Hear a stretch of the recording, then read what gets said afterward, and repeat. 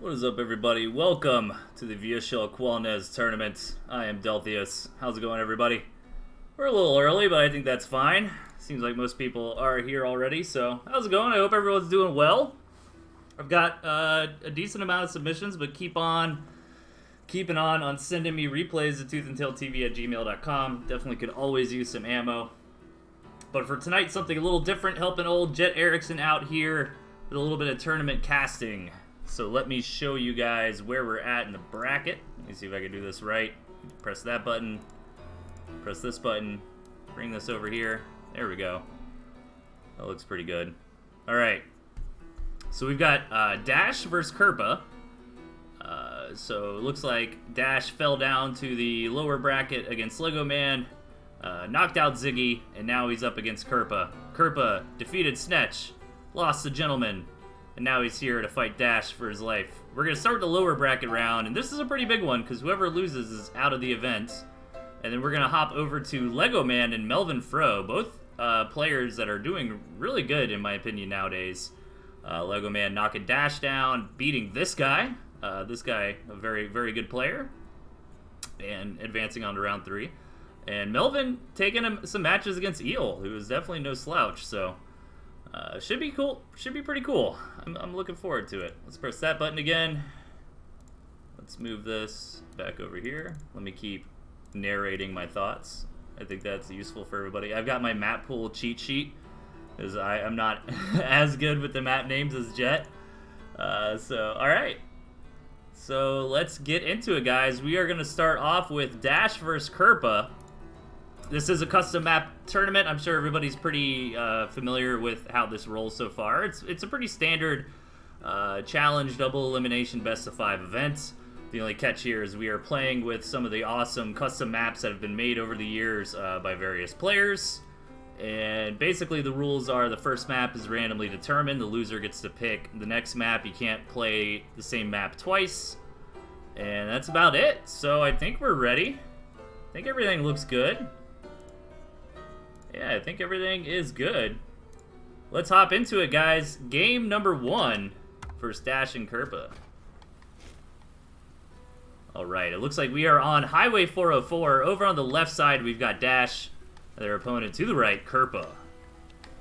Okay, let's see how this plays out. I like Kerpa's deck here. I think that's a pretty solid comp nowadays. You know, Squirrel, Mole, Cam, Falcon, whatever tier 3 is your favorite, and a turret. And Dash running pretty similar, but going for snakes rather than cams. Pretty interesting. Snakes can kind of act like ferrets in a way, where they can be a nice harassment unit, have the potential to gain a lot of value. And they're also really good against cams, right? So you know cams are meta. You run the snakes to go against them. Sometimes we see players go cam snake or maybe drop down to tier 1 to get that accomplished, but Dash not running the chameleons, which is perfectly fine. Especially having some moles there to help bolster up the front line. So yeah, this is going to be a fun match. It looks like Dash, both players considering mole rushes. Kerpa's got his down a little bit more on time. Dash floating some money here and actually decides against the mole rush. Did he see the rush in his vision? He might have. Comes back, cancels a farm, and immediately builds some warrens. Really good placement on those warrens too, by the way. Nicely handled rush.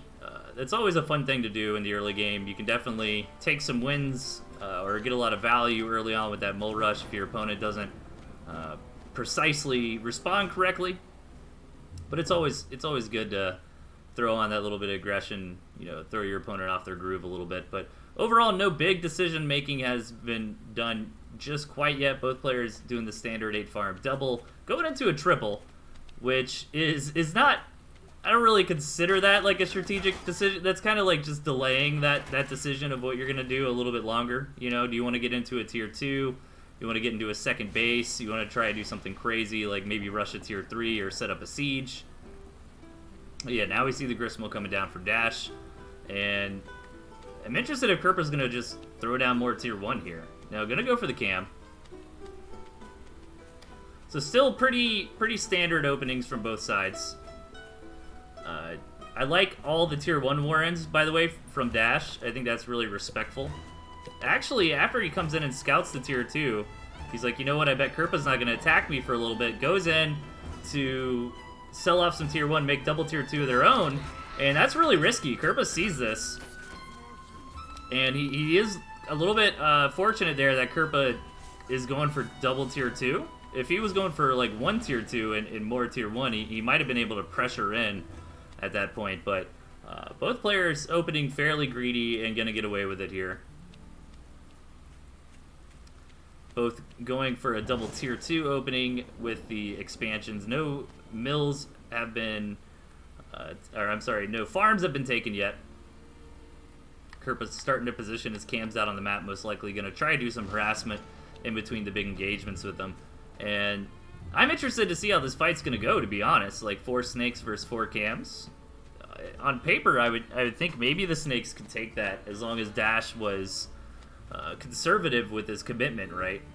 Like try to get Kirpa to bring his cams out of the shadows, target those down with poison immediately.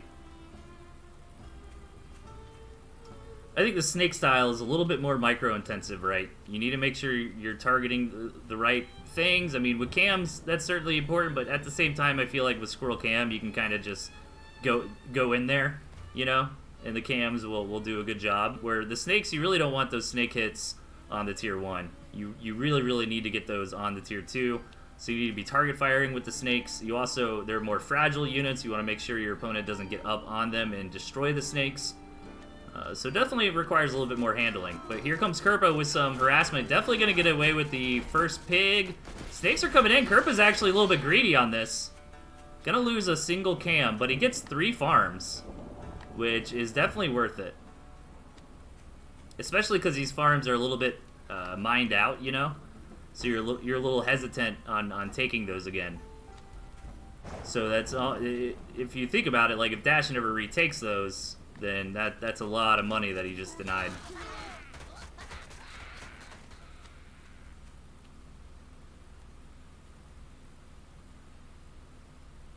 Sound levels are okay, guys. I think everything should be good. It was looking pretty good earlier, but if anybody could confirm in the chat for me, I would appreciate it. Alright, so we got a big fat macro game going on here. Lots of tier 2 from both sides. Kirpa looks like he's getting in position for a third base, but at the same time, he is building moles, and typically when you build moles, that's a sign of aggression. Since they build so fast, you can kind of wait until you're ready to move out to build those moles. Thanks, B-Boop.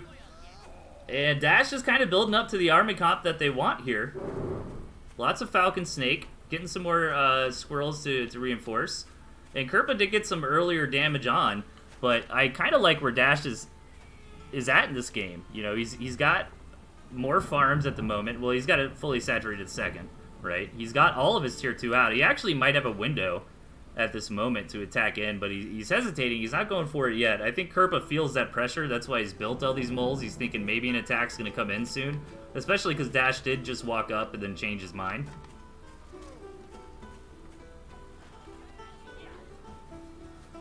But it looks like Dash just wants to play the late game here.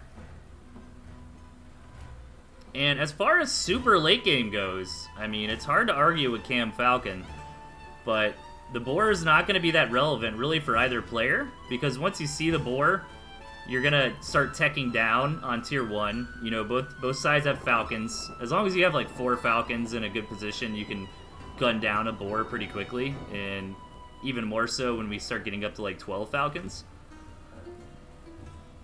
And Dash does have the snakes, but it's a little superfluous, you know, with the falcons there as far as tier 3, you know, targeting down goes. I mean, I guess it would help, you know, put salt in the wound of just really making sure that boar is dead. Here we go, Dash is moving out. I wouldn't hate to see a couple moles for him, though, to tank on the front lines. He doesn't really have any great front liney units besides just the massive squirrel. And here's the big engagement coming in.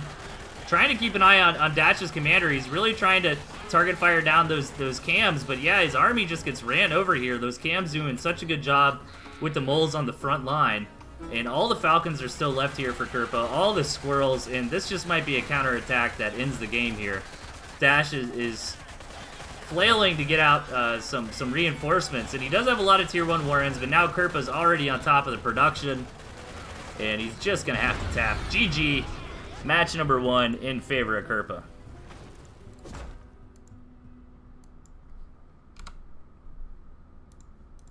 Yeah, I feel like with Dash's comp, maybe he wanted to strike in a little bit earlier. You know? Let's see how he changes things up. In match number 2 here, let's hop into it. Where are they going to go this time? They are on Glacier. Over on the right, we've got Kerpa. And over to left, Dash. Alright, Kerpa keeping most of the same composition here, deciding to tech out the moles for the toads. And meanwhile, Dash actually changing his deck up almost entirely here, going for Squirrel, Mole, Cam to kind of get him through the early game, and Badger, Pigeon to really deliver that 1-2 punch in the mid-game and try to knock his opponent out. I think Dash has some good opportunity this game to hit a strong timing with that Badger. But I'm worried if the game goes too long, right? He doesn't have anything like Falcons that are going to scale in the late game. I feel like if this turned into a big fat macro game, Kerpa might have the advantage because I think his comp is a little bit more suited for that. But Dash is coming in with a Mole Rush, and Kerpa actually hasn't seen it yet, but he did open up conservatively. I think that was a 7-farm Warren. But he's actually going on the offense with these squirrels. Dash needs to be careful to not lose the commander. Gets the mole in, gets the damage done, but loses the commander. A little bit unfortunate there. This other mole is going to be lost. That's still a food victory for Dash. However, the counterattack from Kerpa is coming in. And Dash hasn't had the opportunity to go sell that mole warren off. I think that could have turned out really, really good for Dash if they just stepped back a little bit, let their commander heal up while those moles were still being built. And Kerpa's going to come in here and deliver some vengeance. Knocks out a pig. Yeah, I feel like Kerpa's in a great spot this game. Oh, maybe he picks up these squirrels. I think he might have been able to take that engagement, actually, because he's on the road, so the moles would get up on those squirrels a little bit faster. And Kerpa also wasn't there to micro those squirrels. So I think maybe those moles might have won that engagement. But Dash packs it up and takes some more losses there, unfortunately, on having to sell off that mole warren with injured moles. And now I think Kerpa's in a good spot, but Dash is certainly not down and out. You know, he's a little bit behind. And he's trying to make up for that by just building a bunch of tier 1. I wouldn't hate to see him maybe try to get a fast expansion, maybe throw down a defensive turret and farm up, you know, a little bit greedy on the back of a lot of tier 1. I think maybe that's a decent way to get back into this. But after scouting the chameleons, he's just going to go straight into the Badger. Risky play here. It could work out, though, if Kerpa's plan is to just kind of chill for a little bit. You know, it looks like he wants to take the second base. If these squirrels are positioned right, once you get enough of them, it is going to be hard for Kerpa to actually get back there and scout that tier 3.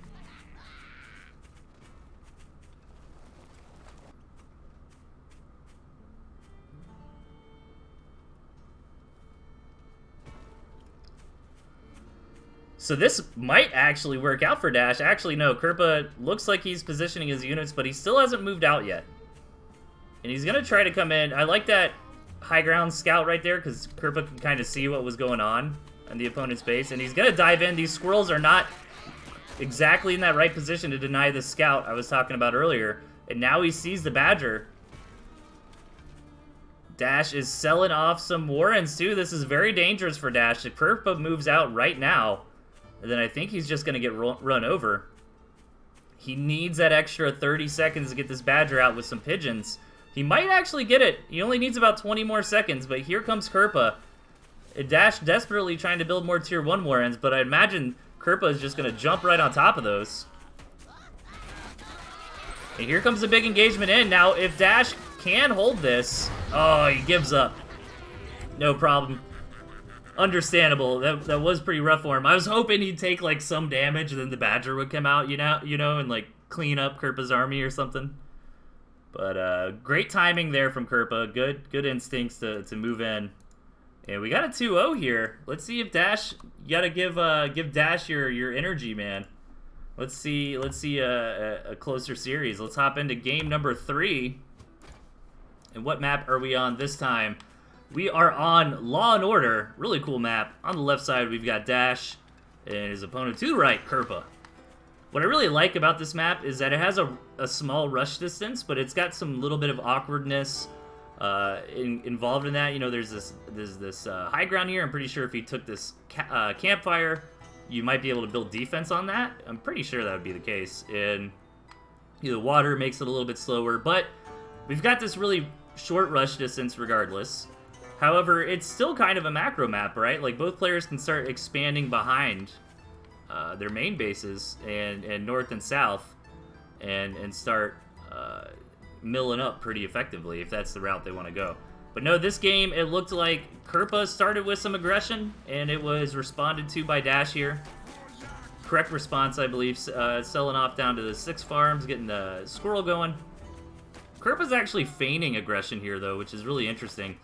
If you notice, he specifically made sure he wasn't building any squirrels. He just invested that 60 food into the Warren and kept his farm production going. So what he's done here is I think the intent was to make Dash kind of produce some extra squirrels and get just slightly ahead in the early game on farms. But no harm, no foul in the early game just yet. Looks like we're going to get up to those 8-farm double situations. What's up, everybody in the chat? Good to see you all, man. It's encouraging so many people are still showing up, dude. It really inspires me to keep producing content, so thank you, viewers, for being here, hanging out on Friday night, watching some Tooth and Tail. All right, we got to wait a little bit to see where this game is going to go. I think I would be more inclined to build a fast tier 2 here over a quick expansion just because the rush distance is small. That is true. A lot of you guys are in Europe, which is even more impressive, man. It's like in the middle of the night over there. It's like 6 o'clock here, dude. I just got off work. I went for a walk. Me and my wife trying to exercise, but we're couch potatoes, so we just decided to walk like a few miles a day and then get into running. So opening up with Snakes here for Dash and Squizzard for Kerpa. I actually like Squizzard against Snake a lot, especially with the addition of the cams. The lizards do a really good job of getting to the back line and targeting down those snakes pretty effectively.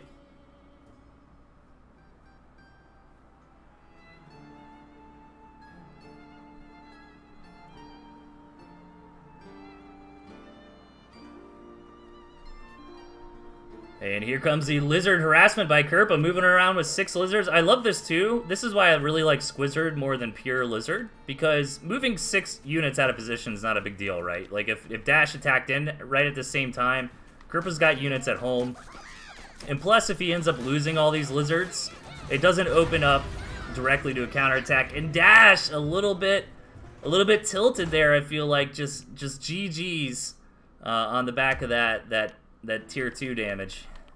So well done by Kerpa, taking the 3-0 victory and keeping his tournament hopes alive. Moving on to the next round of the losers bracket, where he's gonna have to face off against Big Pimpintosh, which is a dangerous opponent. Okay, let me do some scoreboard stuff. We got Melvin. So we got Melvin Fro versus Lego Man coming up next. I'm really hyped for this one. It's going to be a good match. And this is a winner's bracket match too, so these guys are duking it out. Neither one of them has lost to 2 out of 3 yet, and whoever loses here is not out of the tournament. They're going to get dropped down to the lower bracket.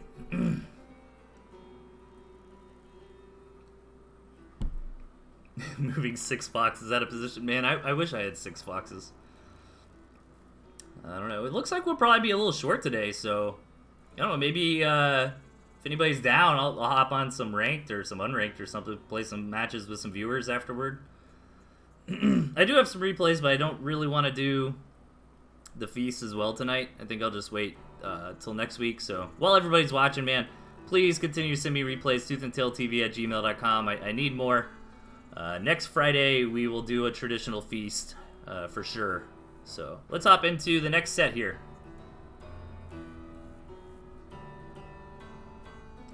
No, I just started streaming like 15 minutes ago. Normally I do like 2 hours every Friday night, so I don't think I'm going to cast replays tonight, but I might hop on some games. I kind of feel like playing. It's been a little while. All right, let's get into it though. the task at hand here on Glacier, we've got Melvin Fro on the left, and his opponent to the right, Lego Man. Really cool comps here from both sides. Most notably, Lego Man not going for any defense or tier 3, going for triple tier 1, triple tier 2. And Melvin Fro also going for triple tier 2 here, but he cuts down on the tier 1, only running the squirrels with the boar and barbed wire.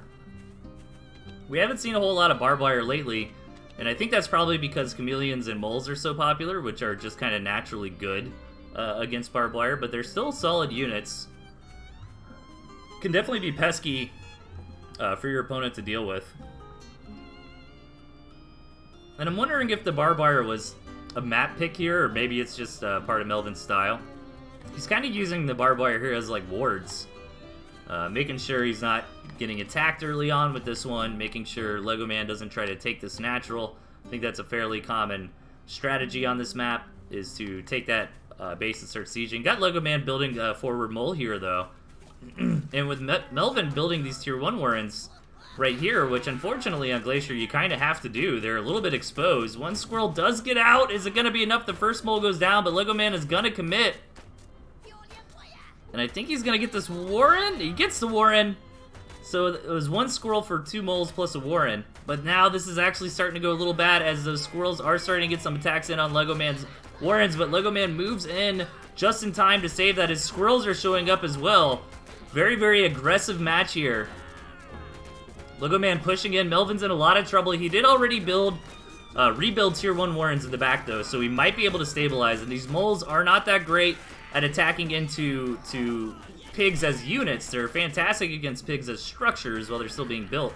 And Lego Man actually accidentally loses his commander there. Really big blunder, as that's going to allow Melvin to come in and clean this up. And that was a very rowdy early game, and I think it was going really good for Lego Man, but he got a little bit too bold there by trying to push in for that pig, and that allowed Melvin to clean it up and hold. So I think we would have to give slight advantage to Melvin here. But Lego Man's still in this, for sure. He's not that far behind. He's actually in a pretty similar position if you just kind of count the food.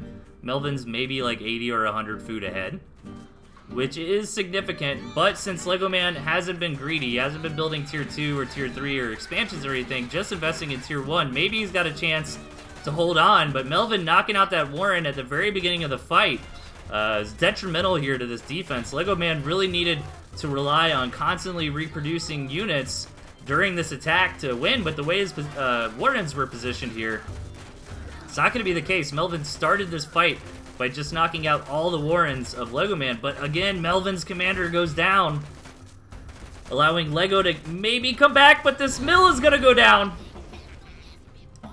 Melvin takes the match. Really cool back and forth aggressive map there.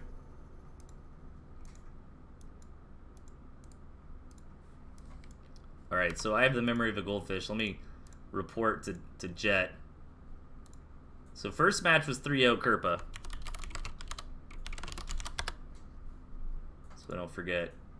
Okay. Okay. So we're on game number 2 here.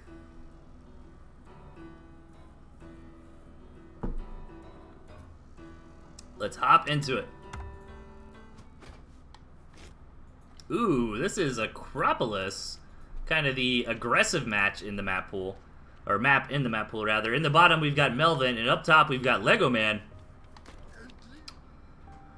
And this map was selected by Lego, so maybe he's got a specific strategy for it. It certainly looks like that's going to be the case, as Melvin kept his same deck here. Maybe this is just kind of what he practiced and what he's determined to be the best deck for the tournament. I'm going to roll with that. Meanwhile, Lego Man changing up styles completely. Going to go for this ferret defense siege style here. What does Jet call it? Jet's got a cool name for the build. I'm blanking on it. But it's not quite that. It's not quite the Jet build, because he is running artillery instead of balloon. A little bit of a mole rush here from Lego, but gets scouted immediately by Melvin. He's just going to pack it up and go home. Spitball. Yeah, that's a cool name. Yeah, so really close to the Spitball, but he's got artillery instead of the balloon. And in general, I think what you're trying to do with this kind of setup is build a lot of tier 1, try to get a position down, try to get a turret down, you know, and you really want these turrets to be aggressive and pressure your opponent's position. And then once you feel like you start getting that containment set up, then you add in the ferrets, then you add in the tier 3 or the balloon in the normal deck build's case. I think that's a general idea. Meanwhile, Melvin is just playing very straight up standard. He's got a little bit of barbed wire here. That's a little bit of the Melvin flavor for you. But he went basically like 8 farm double into tier 2 in the expansion. Lego's getting set up with some turrets. I kind of like this if the turrets were maybe a little bit further forward. Not so far forward where Melvin would be like, oh, I'm getting contained, I need to contest this right now. But like far enough forward to where Lego Man could get an artillery cannon in a spot that can just kind of shoot over, you know. Lego trying to get these ferrets up. Meanwhile, Melvin just kind of scouting out and about. He sees the turret. That's got to make you question. If you see a turret on the defense, you're probably thinking a tier 3 is on the way. That's probably what I would think. I know Lego Man is just taking it easy. He's got his ferrets here, and he's going to start the harassment. The snake, or a skunk rather, oh no! His commander goes down. That is absolutely horrible when you're microwing a ferret, and now Melvin's going to be able to clean that up no problem. Melvin is in a phenomenal spot this game so far. He's ahead on ahead on farms. He's got more tier 2 out. And kind of stronger tier 2 as well. You know, ferrets are one of these units that are really situational.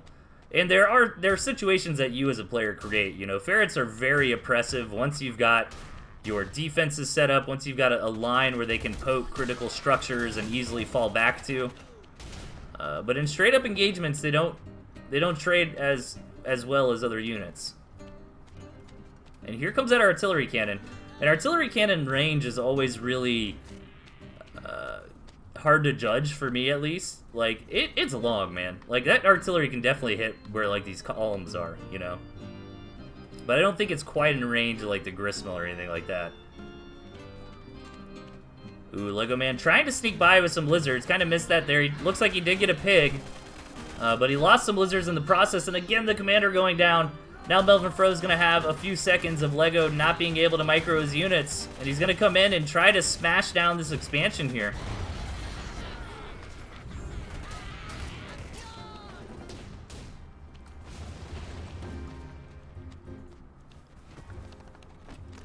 Alright, and Lego Man realizing he's got to get some damage done. He's just going to go for it here. He's going to come in and try to make something happen. He's going to bait Melvin into his artillery, into his turrets, and Melvin is actually taking the bait. Going to push in, thinking he's just got enough to deal with this. And his army absolutely gets creamed. That's exactly what Lego Man needed to get back into this game.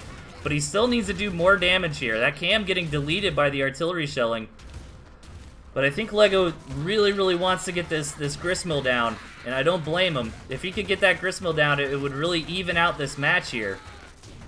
Even if Lego Man takes really good trades, if Melvin's just got the better economy, eventually he can just win with numbers. And this gristmill is in critical condition.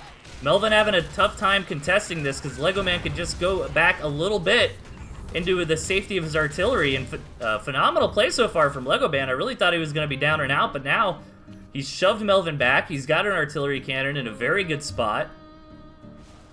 He can always just sell that off, too, and get some extra money for more tier 1. And now Melvin's economy has been decimated. He's still got a better straight-up unit comp, though. Lego Man trying to get more value with these lizards, but he does need to be careful with these kinds of run-around attacks because we're at the point in the game where every piece of food really matters. You know, if we've got big, fat economies and you run around with like 6 lizards trying to make something done, you lose them, it's not that big of a deal, right? But if we're in a low eco match and you lose a handful of lizards, that could really make the difference. I like this from Melvin going ahead and getting that expansion set back up on the high ground there on the 3rd base. It's definitely safer. Lego Man doesn't even know about it just yet, and it's not going to be easily contested by the artillery fodder.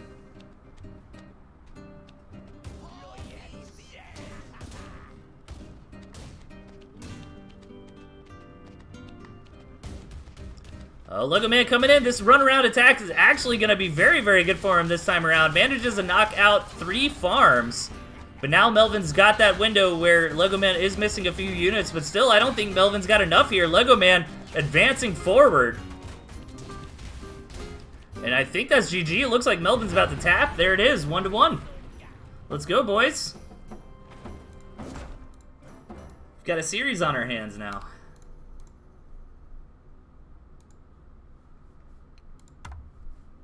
Really good comeback there from Lego Man. Let's hop into game 3 here. And it looks like we are on Gimbu Ravine. Spawning on the left, we've got Lego Man. His opponent to the right, Melvin Fro. Apologize about the map being a little wonky when I'm zoomed out too much. I'll keep that in mind as I'm casting.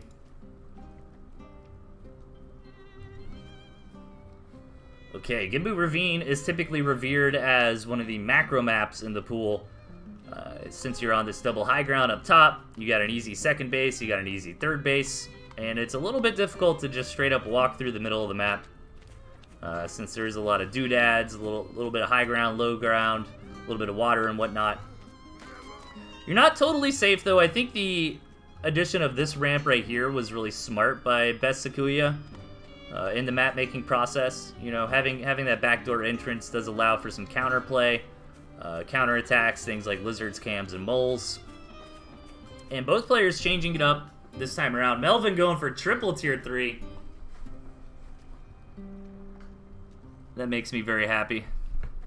You know, double tier 3 is not out of the question in the comment and the modern meta. You can typically. You go, you know, do a split like 2 tier 1, 2 tier 2, double tier 3, and that works pretty well. But Melvin, just using the squirrels and Cam Falcon, I think that's really smart if you're going to do something a little crazy like triple tier 3. You know, make sure the core units that you have are really powerful units, right? And Squirrel Cam Falcon fits that description very nicely. And Lego Man's got more of a straight-up build, almost kind of reminds me of an old-school chip. Deck composition here with things like skunks, wolves, and balloons. So let's see how this one plays out. Honestly, from the decks, I think both players have a real nice fighting chance here. I think the Snake Wolf is really cool for Lego Man, and Falcon as well. That'll do a good job to help counter all this tier 3. And the balloons too. You know, balloons are very just like a hard counter to the Fox. And can also be very useful against owls and boars since you can target fire them down. But we just got a straight up macro game here. Both players being very greedy. It is to be expected on this map. You know, going into a couple farms on the second, getting that tier 2 up and running.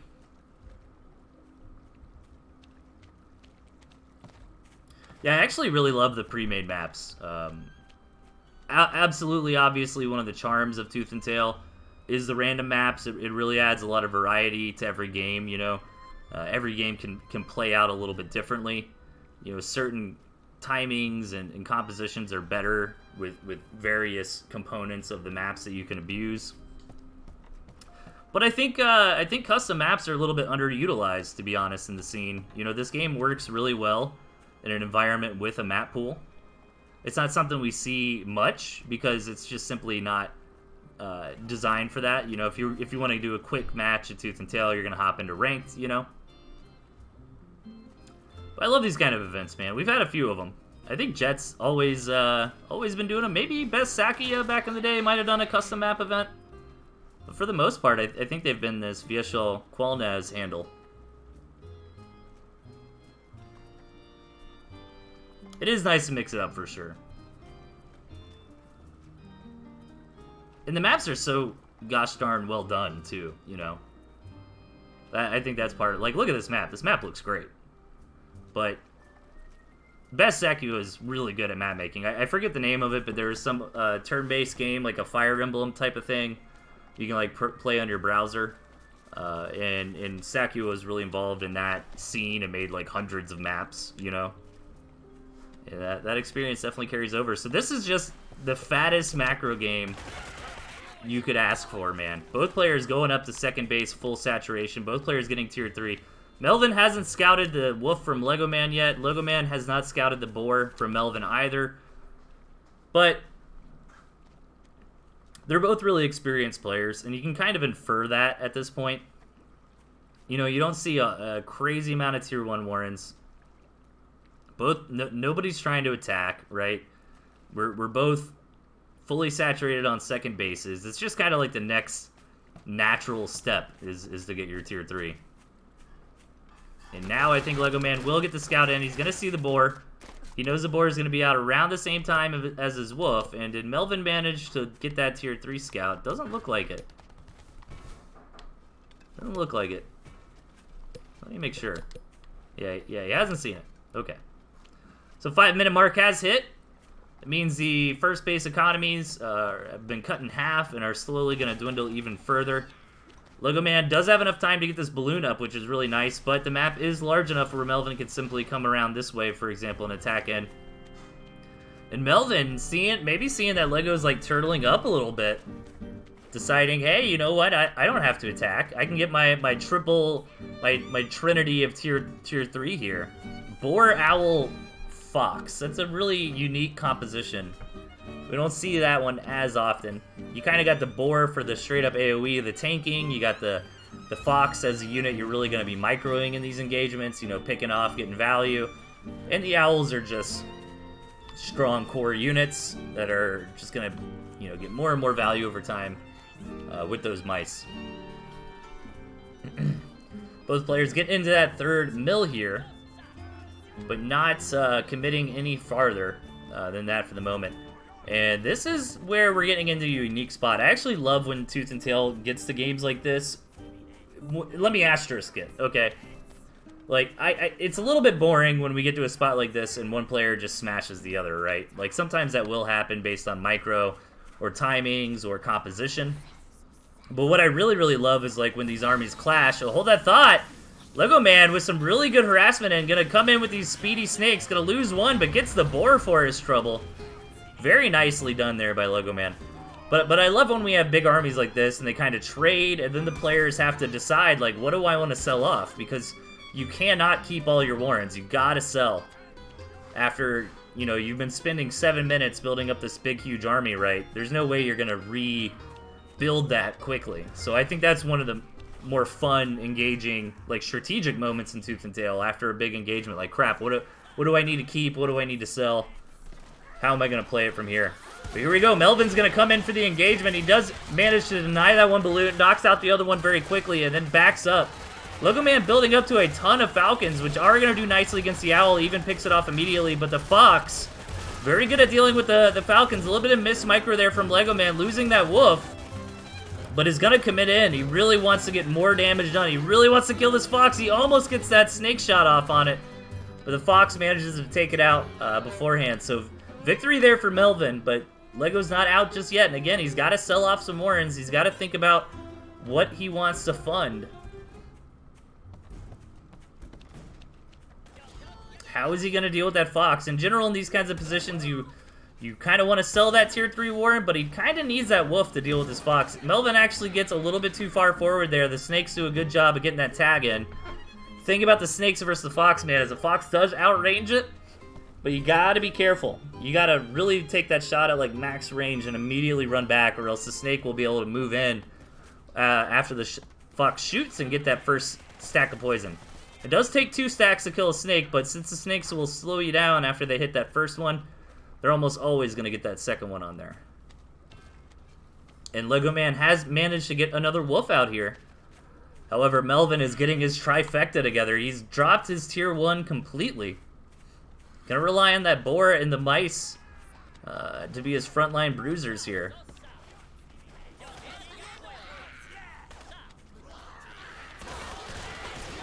And Melvin gonna try to come in for an engagement. He doesn't have his Fox here.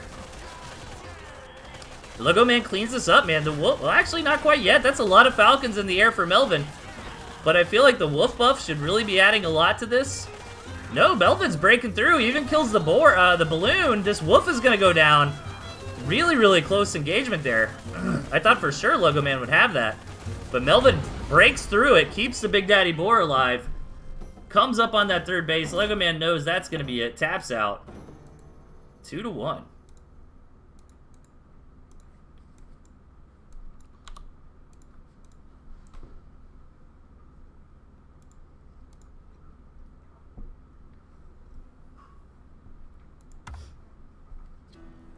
Okay. Will we see a game number 5 here? That'd be pretty hype.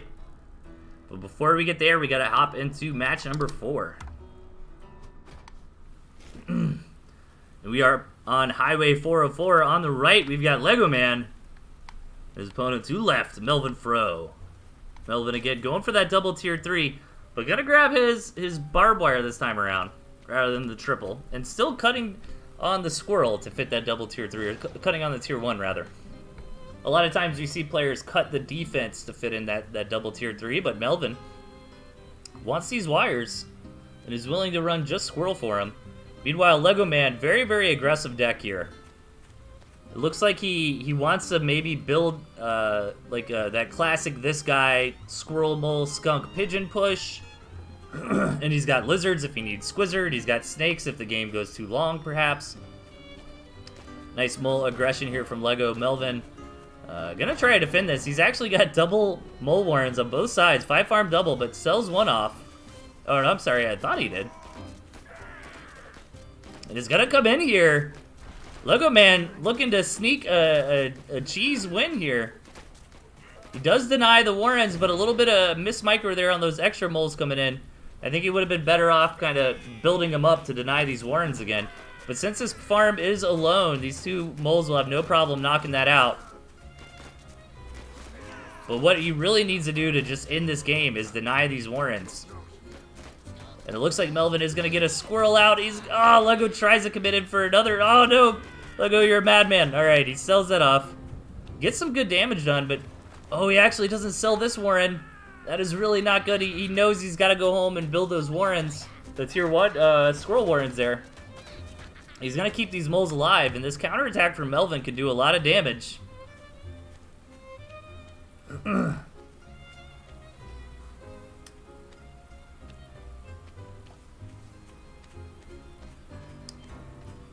But Melvin's going to actually back off. I think a little bit of a mistake there. I think he could have dived in and got something done. But he wants to play it safe. Nothing wrong with that.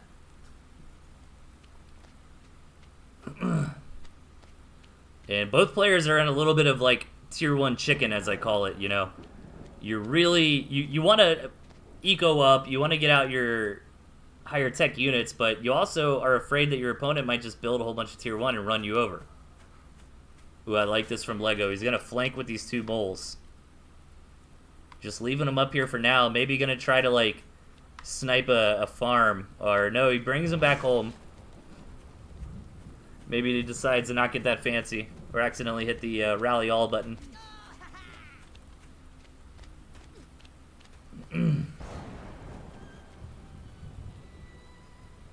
Okay, we're kind of stabilizing here.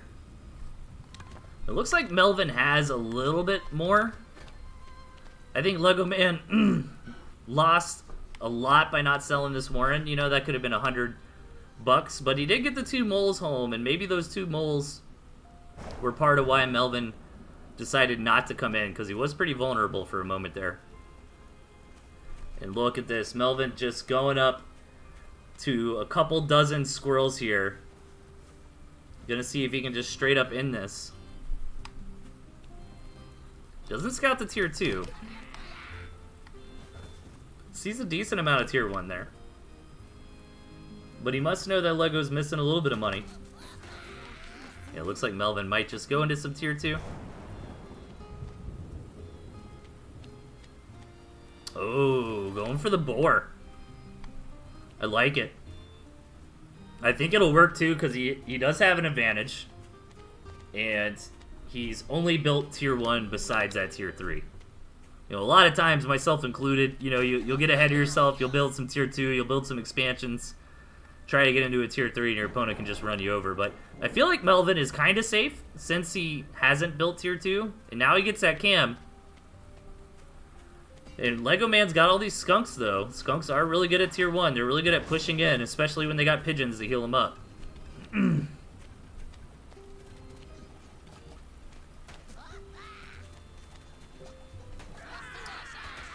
And look at this. Lego Man needs those moles. There they are. Still takes a lot of damage to get rid of those barbed wire. He's going to come in for the engagement. Needs to really baby these skunks here. Wants to get some good spread. A lot of those back squirrels were not under the gas until just now, though. And Melvin is getting bombarded here. This is kind of the risk you take when you only go squirrels with tier 1. You know, Squizzard would have handled this attack much, much better. And Lego Man knows Melvin was going for the boar. He's going to come in, and he might just win the game here. I don't know. Maybe Lego holds, but with the reinforcements from Lego Man coming in, now Melvin does have a chameleon, which are fantastic in these kinds of situations. So lots of damage did get dealt there by Lego, but Melvin is not dead. The boar is about to spawn. And if Melvin can get across the map and return the favor with this boar, he can put this game back at parity or even just straight up win.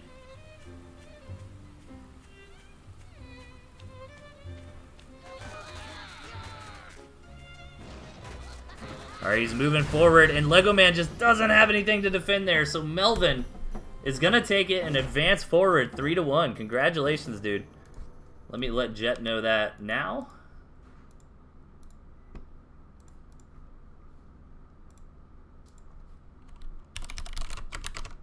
Lego Man is not out, though. He's knocked down to the lower bracket. And I think what I'm going to do is play a little bit. Play a little bit of games. I actually have to like go on a break for a second to do this and like restart the stream. But if anybody wants to hop into rank or play some unranked matches, man, let's play some Tooth and Tail. I'm in the mood. I can play maybe 5 or 6 matches or something if you guys feel like hanging out. We did end a little bit early, so yeah, give me a few minutes, guys. I am gonna stop the stream just to end this VOD. And then we'll come on. So congratulations to Melvin for advancing forward, as well as Kerpa. And don't forget, guys, if you haven't played your matches just yet, you need to get them knocked out in the next couple days. I think Sunday's the deadline. And we will see you guys a little bit later. And I'll restart the stream in just a couple minutes and play some ranked. So see you then.